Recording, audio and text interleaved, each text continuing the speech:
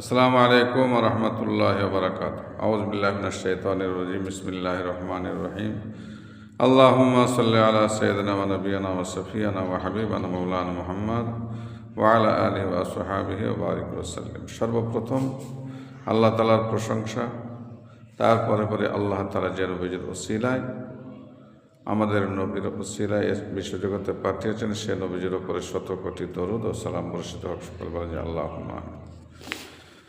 আমি একটা বার্তা দিতে চাই সমস্ত মুসলমানদেরকে, সমস্ত মনুষ্য জাতিকে, যে আপনারা এই যে মুর্শিদাবাদে যে বাবরি মসজিদ হচ্ছে বেলডাঙ্গায় মির্জাপুরে, এই সম্পর্কে আপনারা সর্বপ্রথমে এখনই এত তাড়াহুড়া করবেন না। 2026-এর ইলেকশন পার হোক, তারপরে যদি দেখি আমরা হুমায়ুন কবির সাহেব সঠিক জায়গাতে আছে, ইনশাআল্লাহ আমরা তাকে সাহায্য সহযোগিতা করব। সাহায্য সহযোগিতা যদি নাও করতে পারি, দোয়াটা তো করতে পারবো।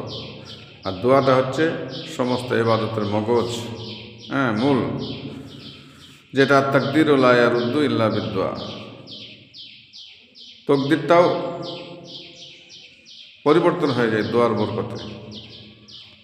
তা আমি যে এক বিশেষ কিছু আমি বলছি না, আল্লাহর ঘর মসজিদ করছে, তাকে আমরা যদি খারাপ মন্তব্য করি, তো আল্লাহর ঘরকে সম্পর্কে খারাপ মন্তব্য হয়ে যায়। যেহেতু আমরা